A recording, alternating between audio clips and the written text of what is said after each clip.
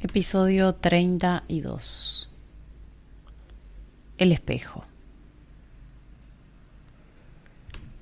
Los distintos artículos que componen este libro convergen en una misma dirección, hacia la apertura de un espacio en el que podamos indagar con extrema seriedad en el misterio de la relación entre aquello que percibe y lo que es percibido.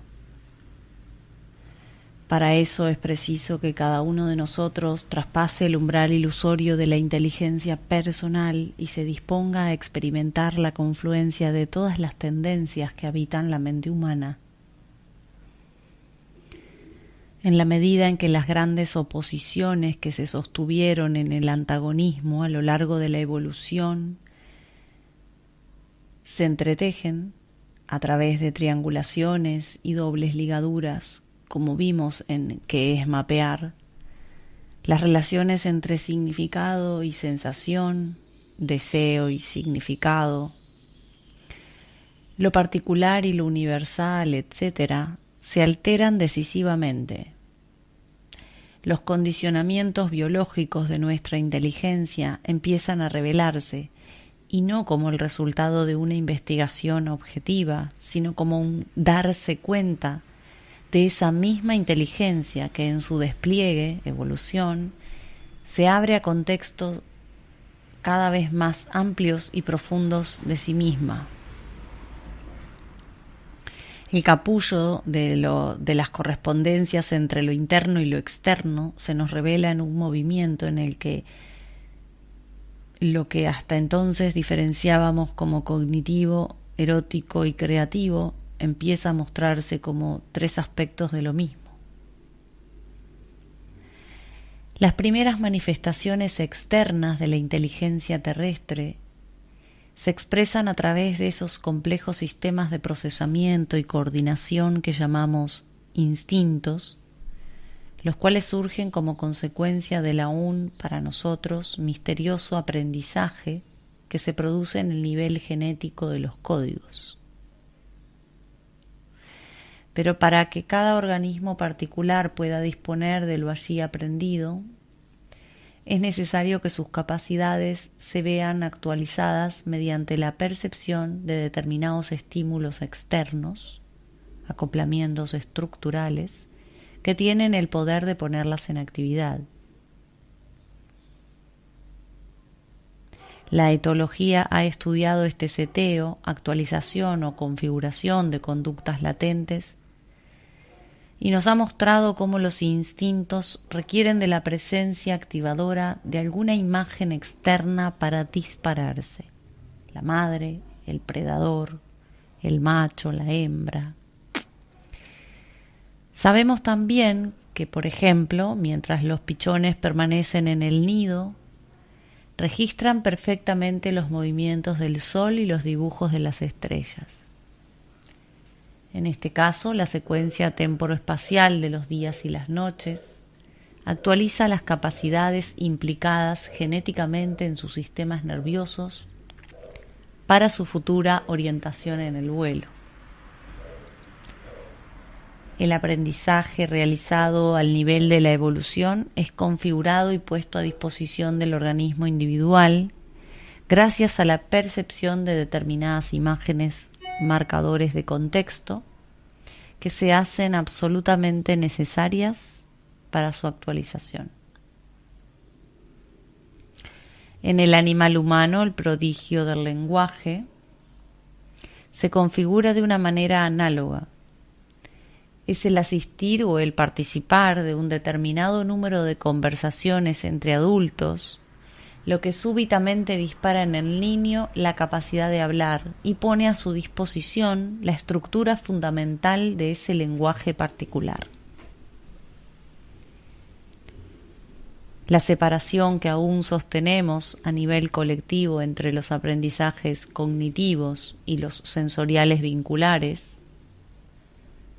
ha provocado que la indagación holística de los fenómenos que ponen en actividad las estructuras psíquicas latentes en el ser humano haya sido dejada casi completamente de lado. Algunos intentos de la psicología moderna son los únicos que se abren paso en esta dirección.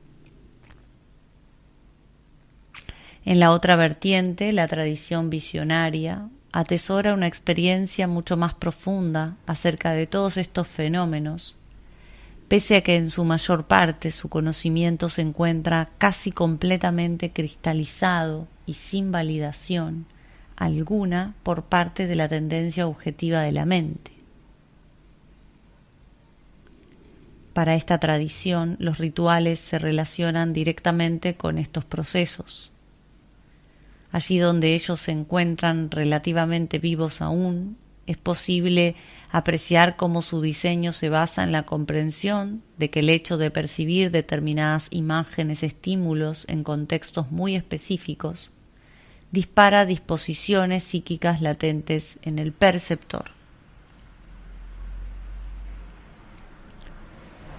Si observamos atentamente los rituales tribales, sociales, los religiosos y otros aún más complejos que escapan a nuestra percepción habitual, quizás podamos entrever que su función real no es la de recordar, enseñar o inculcar algo, sino la de actualizar patrones implicados en la inteligencia.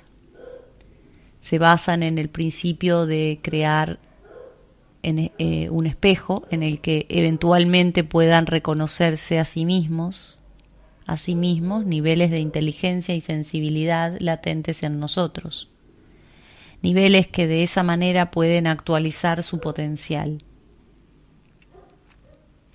Investigar seriamente la lógica profunda de los rituales marcadores de contexto espejos y comprender mejor los fenómenos de inducción psíquica y la activación de estructuras psíquicas latentes es una tarea necesaria para que estos dejen de operar de una manera absolutamente ciega, como sucede en la actualidad. Cuando digo ciega, me refiero a la activación de disposiciones y conductas provocadas por las repetitivas coreografías, espejos del inconsciente colectivo. Las transformaciones icónicas de la matriz caleidoscópica de los arquetipos son las que hacen posible, organizan y coordinan las actividades de la civilización, pero esto ocurre de una manera absolutamente inconsciente para la mayoría de los miembros de la especie.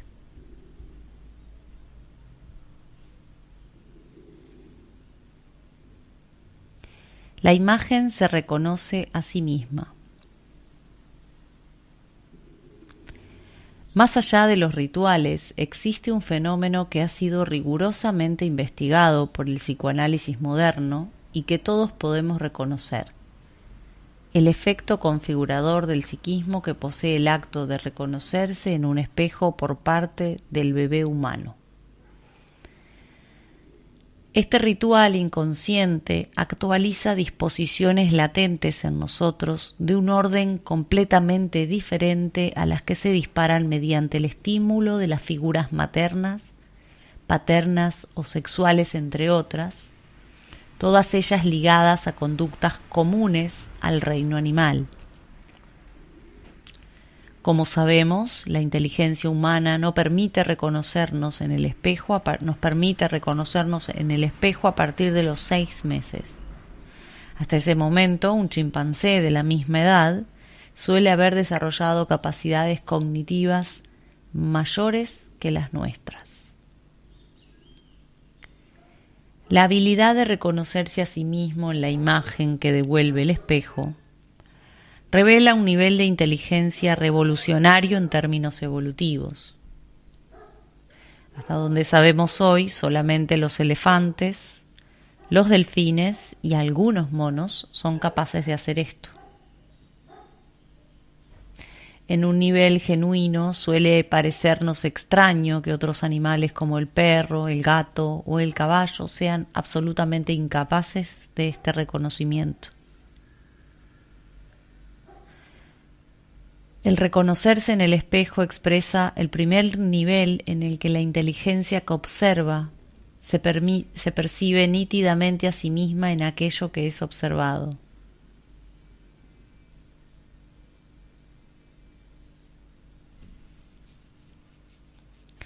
Cuando el bebé descubre por primera vez que aquello que está viendo en el espejo es su imagen, se disparan una serie de conductas que se repiten casi universalmente. El bebé juega con su imagen con gran alegría y excitación. No solo disfruta del prodigio cognitivo de descubrirse a sí mismo o verse reflejado, sino que reconocer su imagen le posibilita acceder a una mayor coordinación de sus movimientos. Reconocerse le permite confirmar y afirmarse en nuevas habilidades motoras, pero al mismo tiempo es perfectamente visible el magnetismo, excitación que la percepción de la propia imagen provoca.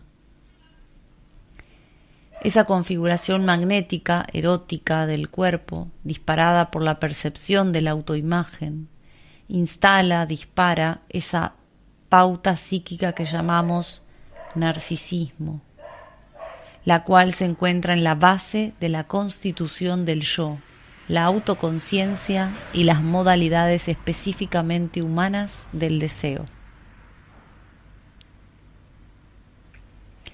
La imagen de sí mismo reflejada en el marco acotado del espejo la convierte en un objeto para el perceptor, en una percepción nítidamente recortada de la red de relaciones a la que realmente pertenece ese cuerpo. En el niño o niña se pone en actividad un proceso que lo diferenciará progresivamente de la telaraña de relaciones, sensaciones indiferenciadas que lo envolvían hasta ese momento. Se actualizan una serie de procesos mentales que tarde o temprano lo convertirá en sujeto en conflicto inevitable con el tejido vincular del que fue separado. El borde del espejo y la magnetización que actualiza nos hace autoconscientes, pero al mismo tiempo esa imagen nos separa, distingue en exceso del mar de patrones que nos construyen y que no pueden ser percibidos por ese nivel subjetivizado de inteligencia, sensibilidad.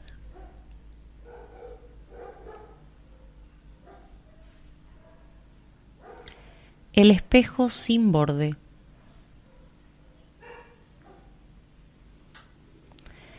Cada vez que vemos un perro peleándose consigo mismo en la imagen que el espejo le refleja, no solemos ser conscientes de que estamos participando en una escena que revela un asombroso salto en la evolución de la inteligencia terrestre.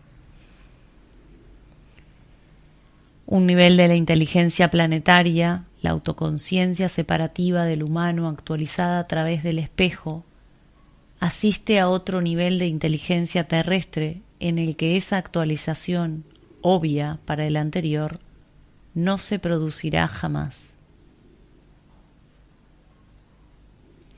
Pero desde el punto de vista de un nivel más amplio de la inteligencia planetaria, nosotros los humanos autoconscientes, que nos reconocemos recortados como un objeto o sujeto en el espejo, no podemos reconocernos de ninguna manera en el espejo sin borde, que se encuentra cotidianamente frente a nosotros, en los vínculos y acontecimientos de nuestra existencia.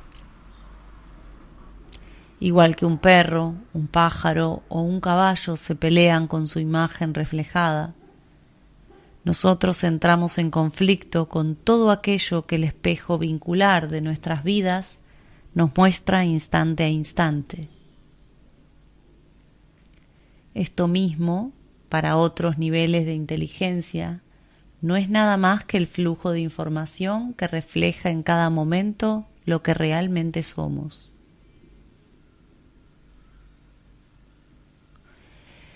El espejo de la vida no refleja la inteligencia consciente de sí misma en tanto yo, sino la inteligencia del acoplamiento vincular entre nosotros y el modo externo y el mundo externo.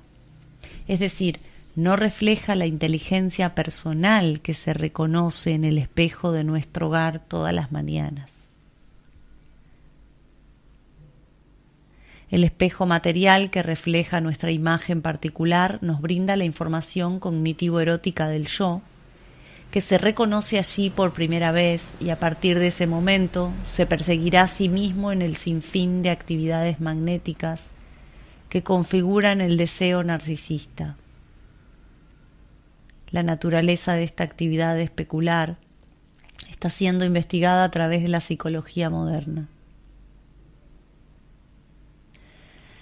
Lo que estamos diciendo aquí es que el espejo de los vínculos no nos recorta como un sujeto-objeto, sino que pone en juego un tipo completamente diferente de información, la que revela los rasgos de una estructura que se encuentra más allá del yo.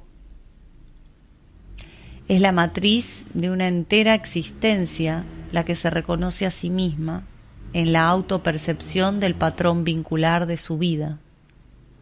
Sin embargo, esto no significa que yo me reconozco en mis vínculos. El yo es un aspecto o un nivel de funcionamiento de esa estructura que precisamente no puede percibirla, del mismo modo que un perro no puede reconocerse a sí mismo, por más que para nosotros su imagen se encuentre perfectamente reproducida por el espejo que tiene delante de sus ojos. Cada vez que entrevemos que el significado de un acontecimiento o la información que proviene de un vínculo es absolutamente pertinente a lo que realmente somos, por más que cuestione dolorosamente la imagen que hemos construido de nosotros mismos, se está produciendo un destello de inteligencia vincular. Está ocurriendo algo tan creativo en términos evolutivos como un perro que tuviera ocasionales destellos de que eso que percibe en el espejo y con lo cual se está peleando es el mismo.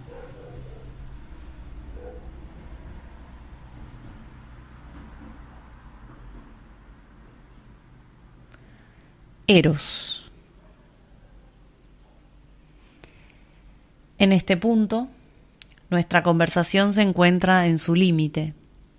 Destellos de esta percepción deben producirse realmente en cada uno antes de que pueda haber real comunicación en esta indagación. Para el nivel de pensamiento que genera el yo y todas sus actividades, todo esto que decimos no son más que ideas. Para uno de sus lados, estas pueden parecer fascinantes, pero para el otro no son más que un conjunto de disparates, precisamente porque el pensar de la mente separativa no tiene manera alguna de validarlo por sí mismo. Se ve obligado a elegir entre creer o no creer en todo esto. Por más que lo intente y más allá de sus buenas intenciones, no puede hacer otra cosa. Es sólo a partir de cierto nivel de integración psíquica, conexiones neuronales, transformaciones corporales, que esto deja de ser una idea por el simple hecho de que en ese caso dichos destellos perceptivos empiezan a ocurrir naturalmente. Estos primeros y ocasionales insights suelen ser reconstruidos por la autoconciencia bajo la forma yo me reconozco en mis vínculos. El plano separativo de la percepción se apropia inmediatamente de la información generada por los niveles más complejos y provoca un sinnúmero de malos entendidos y dobles ligaduras. Pero en la medida en que el patrón ya aprenda a abstenerse de darle ese significado-sensación, se despertará una inteligencia completamente diferente. La inteligencia vincular es la que empieza a distinguir sus contornos.